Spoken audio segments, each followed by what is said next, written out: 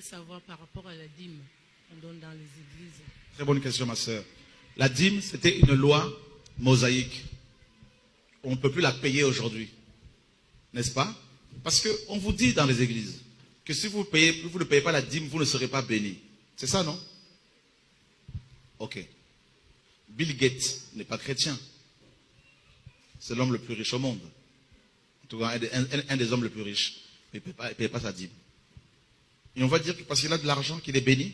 La bénédiction, ce n'est pas l'argent. La bénédiction, c'est le fait d'avoir Dieu dans son cœur. C'est la vie éternelle. Amen. C'est ça la bénédiction. Avoir Jésus dans sa vie. Et vous allez voir que l'enseignement sur la dîme les enrichit eux. C'est eux qui deviennent les plus riches avec votre argent. Imaginez ici, nous sommes combien? On est au moins, on va dire 150, 200. Imaginez si chacun me donnait par mois, ne serait-ce que 50 €, tout ce que je gagnerais comme sous. Et ne soyez pas étonnés si ces pasteurs vont divorcer pour se remarier, pour prendre des femmes beaucoup plus jeunes, parce qu'ils ont beaucoup d'argent, s'ils sont en train de voyager à gauche à droite avec votre argent, sans pour autant véritablement annoncer l'évangile. Donc la dîme, c'était une loi mosaïque. Il y en avait 4 sortes au moins. Et c'était les impôts à l'époque, parce que les prêtres étaient comme les fonctionnaires d'aujourd'hui.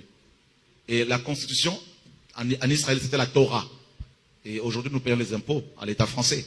Donc vous payez déjà vos dîmes. C'est ça l'impôt que vous payez. Et c'est tout. Maintenant, si les pasteurs veulent avoir de l'argent, vous leur dites, allez travailler. Si vous dites qu'ils sont en plein temps, ben, vous leur dites qu'ils aillent demander l'argent, le salaire à celui qui les a embauchés. C'est Dieu. Si c'est Dieu, Dieu pourvoira. Amen. Vous connaîtrez la vérité et la vérité vous rendra libre. Au nom de... Voilà.